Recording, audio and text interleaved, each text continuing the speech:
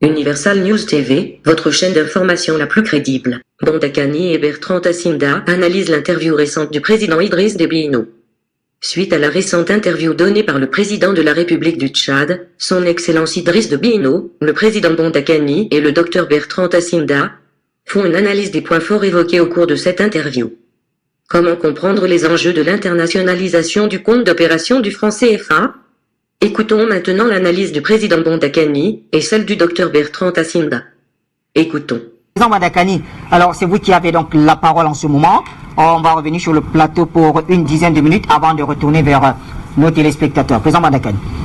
Je vais essayer d'apporter des réponses aux interpellations qui nous ont été adressées. Oui. Même si certaines questions s'adressent directement au président, bon, il ne peut pas répondre en ce moment. Il a fait son travail.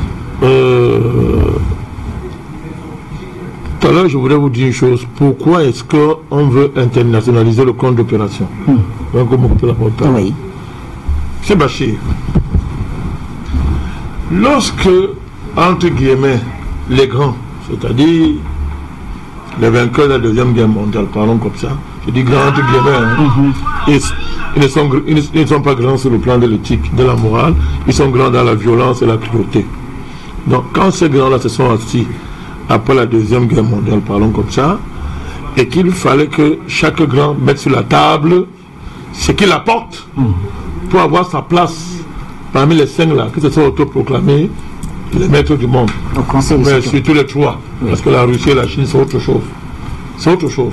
Que ce soit la place que la Russie et la Chine ont obtenue pour l'exploitation au Conseil de sécurité, ça n'a rien à voir avec les trois autres places qu'on a réparties entre la France, l'Angleterre et les États-Unis.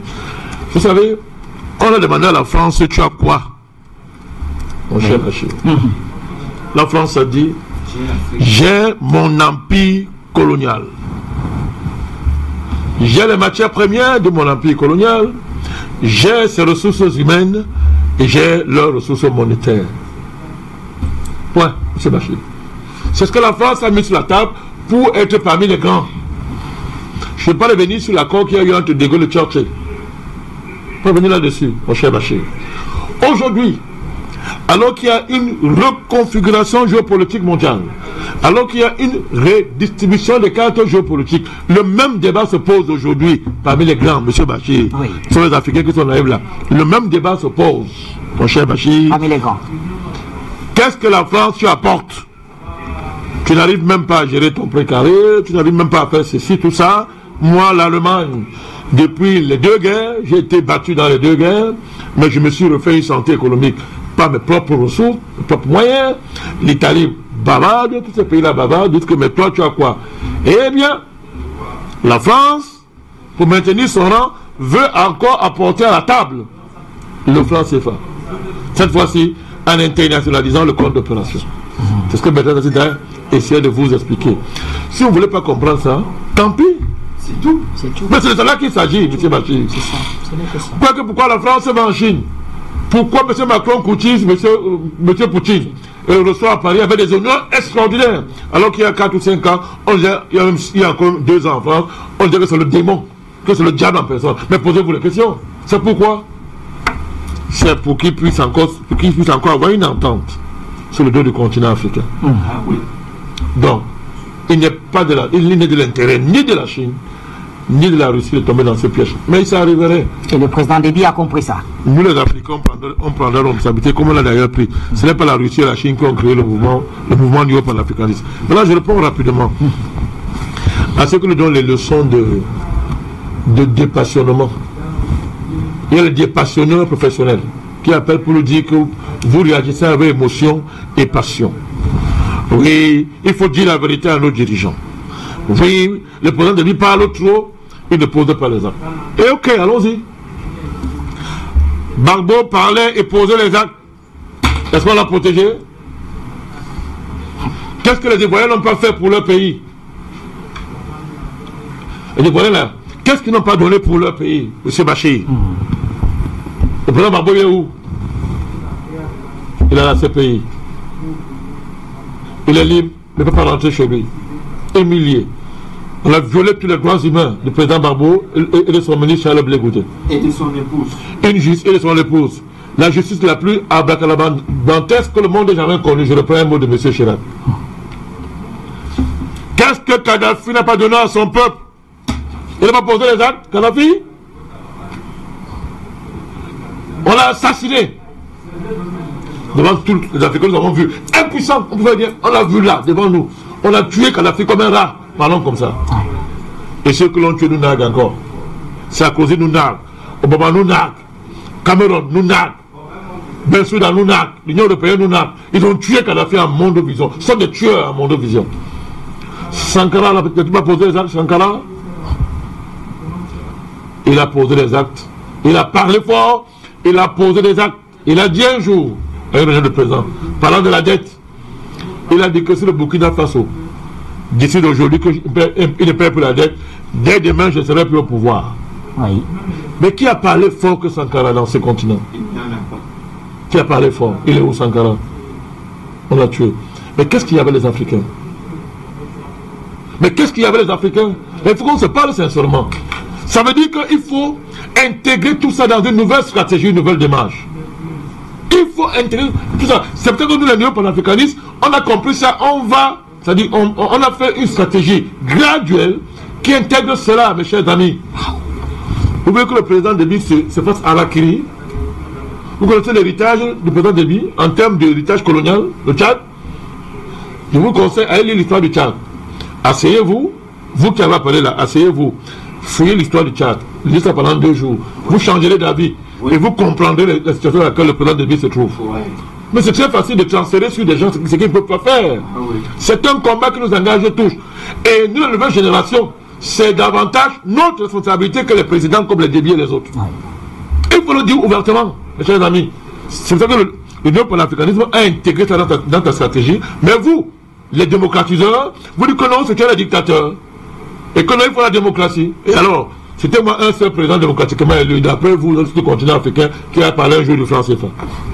Citez-moi un seul président que vous avez lu là, par vos fausses alternances là, qui a déjà posé sur la table un seul problème sérieux du continent africain. Vous voulez qu'on les cite? Prenez le Mali. Quand nous avons interpellé les différents présidents maliens sur les questions liées à leur avenir géopolitique, qu'est-ce que vous n'avez pas dit, Bachir, vous étiez ici avec nous pendant 4 ans. Aujourd'hui, que font les Maliens? Ils marchent contre la France. Le président Ibeka commence à vouloir diversifier des partenariats avec la Russie. Mais il est tard. Vous ne jamais trop tard pour faire. Il est tard. On nous avait écouté. On vous dit non, c'est la démocratie, c'est une victime de la démocratie. Vous le disiez ça, moi je me rappelle ici, il y a 4 ans ici à l'époque, docteur Mélissi vivait encore, père à son âme. Monsieur Bachir, qu'est-ce que nous n'avons pas réussi ici, vous? Qu'est-ce que nous n'avons pas dit ici sur le plateau quand nous? On disait aux Maliens, faites attention, le but de la France, c'est une base militaire, votre pays sera divisé en 2 marchés conformes. Bachir, les archives existent. Prenez le Niger, mon cher Bachir. Il y a là-bas les démocrates qui sont élus par le suffrage universel intergalactique. Ils sont élus par le suffrage universel cosmique. Prenez le cas du Niger. Prenez le cas du Niger. Quel débat, quel sujet sérieux ce président a mis sur la table? Et nous on le comprend? Aucun. Et nous on le comprend, on tient compte de son héritage de son pays. Pourquoi? Parce que la France le produit par l'uranium, mais elle est le plus grand vendeur d'uranium du monde. Elle prend ça où? Au Niger. À quel prix? Ceux qui ont osé parler, comment dire au quartier, hein? On a coupé la tête, comment dire au quartier. J'ai dit, j'ai fait comme au quartier, hein? Comment dire au quartier. Coupez la tête, mon cher Bachir. Vous voulez qu'on parle de la Côte d'Ivoire? C'est la criminocratie. Élection à 2 tours. Et maintenant, ceux qui étaient entendus hier, ils ont dit la vérité eux-mêmes. Quand il n'y a pas eu d'élection, et il y a des documents, ce document qui s'empilent pour enseigner le monde sur ce crime le plus abject qu'il y a eu en Côte d'Ivoire. Et pour ça, on va nous faire taire. Bon, mais je ne me tairai jamais. Je ne me tairai jamais pour ça. Le Sénégal, avec l'alternance, ce n'est pas possible tous les jours. C'est un grand peuple qui nous a donné de grands intellectuels que nous connaissons, nous au niveau de sa classe politique. Alternance sur alternance. Vous avez vu quel débat sérieux porté, n'est-ce pas, par les dirigeants sénégalais qui concernent le continent africain. Vous voulez qu'on cite les exemples? De quoi est-ce qu'on parle? Il faut que les Africains tuent les conséquences. Il y a des moments dans l'histoire où vous connaissez l'impuissance. Ça arrive dans l'histoire. Il y a des moments dans l'histoire où, n'est-ce pas, il y a des moments dans l'histoire où vos leaders sont incapables d'agir. Surtout quand ils sont assis sur des chaises avec un fusil sur leur tempe. Le franc CFA, c'est un fusil sur la tempe des dirigeants, mon cher Bachir. La France peut vous asphyxier en 2 jours. Il y a qui ne le savent pas. Elle peut vous asphyxier en 2 jours. Et le président Déby a fait quelque chose. Quand le président Déby s'est lancé dans la guerre contre le terrorisme pour protéger les pays africains, on va appeler ça à l'époque le panafricanisme militaire. Oui. Il a engagé des ressources extraordinaires. Les Français avaient promis de lui donner de l'argent. Son argent, hein? Pas leur argent, son argent. Ils l'ont pas fait. On a cotisé l'argent pour le Tchad. La France a confisqué. Donc, non content de cela, M. Fabius est venu ici, je nous dis que cet activisme militaire de la France, du Tchad, ça coûte cher. Hein? Est-ce que le Tchad a la capacité de supporter? On verra ça avec le FMI. Les manœuvres ont commencé. Les manœuvres ont commencé pour activer certains mécanismes liés aux coopérations et aux accords militaires pour donner une leçon, n'est-ce pas, au Tchad. Vous avez vu quand un pays comme le Cameroun, pendant près de 10 ans, ne versait plus l'argent aux coopérations. Il faut le dire. Les gens ne le savent pas. Les gens qui disent n'importe quoi. Le président bien hésité pendant au moins 7 ans. Il ne versait pas l'argent aux coopérations. Il faisait le bloc avec la Chine. On peut le dire, je peux le dire ici. C'est ça qui a débouché sur le... On a voulu vous convoquer. Un sommet extraordinaire, on a voulu dévaluer 2 fois, et on vous a amené un sommet du FMI pour imposer encore un certain plan d'ajustement structurel aux pays africains. Parce que ce sont des faits. Ce sont des faits. Nous devons intégrer toutes ces choses. Quand il faut dénoncer les erreurs de nos présidents, nous le faisons. On a été plusieurs fois en prison pour ça. En première ligne, mais de grâce, ouvrons les yeux. Il ne faut pas demander aux gens ce qu'ils ne peuvent pas faire. C'est le combat de la nouvelle génération. Si, notre génération, c'est ce combat. Nous qui ne viendrons pas au pouvoir par des mécanismes ésotériques et criminels, n'est-ce pas, qui ont été ceux qui ont conduit certains de nos aînés, de nos patriarches au pouvoir. Nous qui sommes une nouvelle génération qui émerge dans un monde avec une géopolitique diversifiée, dans un monde avec les nouvelles technologies de la communication et de l'information, nous avons des conditions historiques différentes. Prenons nos responsabilités, protégeons nos dirigeants quand il faut le faire et serons unis dans le combat contre l'impérialisme occidental. Merci, Président Bandakani. Messieurs, on a 10 minutes et on va faire un dernier tour de table. Je vais commencer encore une fois par vous, Bertrand Tachinda. Disons que vous avez 3 minutes. Ce sera 3 également pour Maître Momo et 3 pour le Président Bandakani. La dernière minute, je conclurai. Je rappelle à nos téléspectateurs qui n'ont pas pu suivre l'intégralité de l'interview que juste après cette édition spéciale, l'interview reprend à 0 et vous suivrez jusqu'au bout. Bertrand Tachinda, le président Déby disait tout à l'heure, et sur la même lancée de ce que disait le président Bandakani, il nous a dit dans cette interview que aujourd'hui le Tchad en souffre parce que près de 30% de son budget est consacré à la sécurité, à la défense, ce qui n'aurait pas été le cas dans des conditions normales. Quand un président dit cela, comment est-ce qu'on peut soutenir le Tchad? Comment est-ce qu'on peut soutenir le président Déby? Je prends 30 secondes d'abord sur mon temps pour continuer la démonstration du président Bandakani. Président, voilà en quelque sorte l'organisation internationale qu'on demande, où on demande de loger en fait nos avoirs. Ce qu'ils appellent la Banque des règlements internationaux, l'abri. Monsieur Dominique Strauss-Kahn le dit. Deuxième des choses, avec un air hautain, Dominique Strauss-Kahn. Parlons pas du personnage, avec un air hautain, il vous explique que le compte d'opération n'a jamais profité à la France. C'est-à-dire que les comptes d'opération n'ont jamais profité à la France et que ça a pu être un avantage quand le trésor public français gérait cette monnaie et qu'à partir du moment où l'euro existe, eh bien, la France a que faire de ça. Troisième des choses, peut-être contradictoire, il demande alors maintenant que ce que Paris appelle la convertibilité illimitée, que ce se repose plus sur les épaules de Paris seul. Demande à la communauté internationale, venez aider à garantir cette convertibilité parce que ça va vous apporter vous aurez une certaine importance sur un ancrage à une monnaie unique africaine. C'est-à-dire, comme vous l'avez dit en un mot, venez en quelque sorte coloniser ces pays, venez gérer en fait la monnaie pour eux. Une fois qu'on l'a dit, Bachir, nous sommes toujours très embêtés par les Africains. Parce que les Africains refusent de faire certains combats et le reversent sur les chefs d'État. Première des choses qu'on va dire, lui, le président Déby est courageux. Ils sont pas plus. Il n'y a pas 2 présidents qui font une interview comme sur le président Déby. Il faut du courage. Il faut du courage. Le président Déby aujourd'hui fait une interview. Il est clair. D'abord, il vous dit qu'il n'y a aucun contrat qui lie les terres du Tchad et la France. C'est-à-dire que les Français y sont. Il n'y a pas sur une base légale. Ça veut dire qu'à tout moment, la France peut partir. Le président Déby vous explique qu'il faut mettre, c'est-à-dire qu'il a utilisé quelqu'un, président, détruire encore les accords de coopération monétaire. Il faut le courage. Je ne connais pas un président de la CEDEAO qui l'a fait. Première des choses. Deuxième des choses, on demande au président Déby de passer aux actes. Citons quelques faits d'armes du président Déby. Depuis 1990, le président Déby va doter le Tchad d'une armée républicaine. Le Tchad n'avait pas d'armée. Le Tchad avait une juxtaposition de milices. C'est-à-dire que M. Ichben Omar avait sa milice, M. Kamougué avait sa milice, M.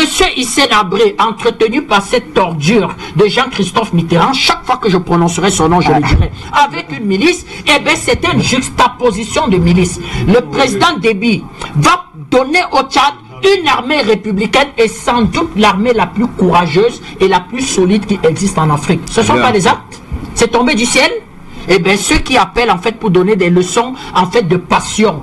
Nous sommes passionnés sur les questions africaines. Je ne suis pas passionné en fait sur le débat des gilets jaunes et sur comment je vais dire que les amours de M. Macron. Je suis passionné sur les questions africaines. Donc il souffre qu'on soit passionné là-bas. Deuxième des choses, le président Déby va intervenir au Cameroun. C'est-à-dire que Boko Haram sera le seul mouvement diado militaire qui va utiliser des chenilles et des avions et des hélicoptères de combat. À un moment donné, Boko Haram va attaquer au Cameroun, notamment à Gashiga. Ils avaient des chars à chenilles. L'armée du Cameroun n'avait pas encore véritablement pris la mesure de la chose. Le président Déby va voler au secours du Cameroun avec matériel, hommes, nourriture, assez frais. Logistique. Assez frais. Le président Déby, c'est quoi? Ce ne sont pas des actes. Des actes. Troisième des choses, fait d'armes du président Déby. Le président Déby va déplacer au Tchad son fils au Mali. Son fils en première ligne. C'est un général. Son fils sera en première ligne. Il perdra 63 militaires. Les peuples de la CEDEAO n'auraient pas pu faire un téléthon, ne serait-ce que pour les familles de ces militaires. Lui, il a passé aux actes, le président Déby. Et il mettra à la tête de cette unité d'élite un de ses enfants, général. Un de ses enfants qui ira au combat. Ce ne sont pas les actes. Ça nous gêne que ces propos viennent des Africains. Enfin, le président Déby vous explique que nous y dépensons 30% du budget pour sécuriser en quelque sorte 1 million de kilomètres carrés. Le président Déby explique que j'ai 600 km de frontières avec le Niger. J'ai autant de frontières en quelque sorte avec le Soudan et la Libye, véritablement. Et à partir de là, je mets au moins un semblant de stabilité. Et il vous donne son bilan sur le plan, en quelque sorte, éducatif. Quand il arrive au pouvoir, le Tchad a 15 médecins. 400 000 élèves. Le Tchad a 400 000 élèves.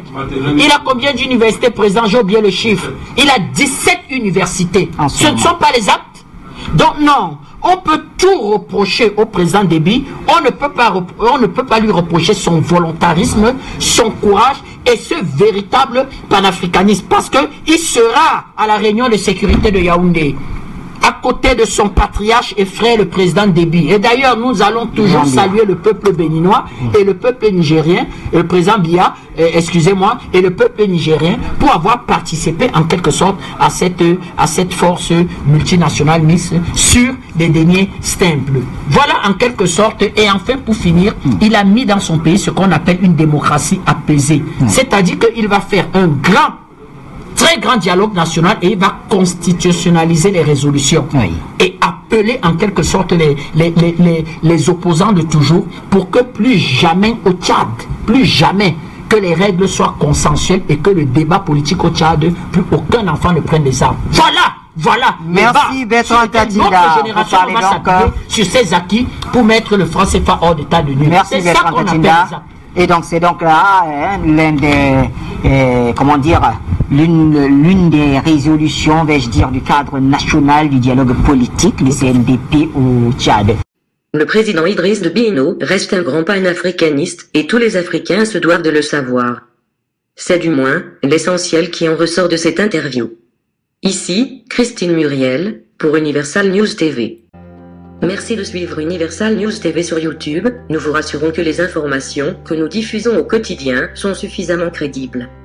Alors, n'hésitez pas à liker la vidéo si elle vous plaît, et si vous êtes nouveau sur la chaîne. N'oubliez pas de vous abonner et d'activer la cloche de notification pour ne pas rater nos prochaines vidéos.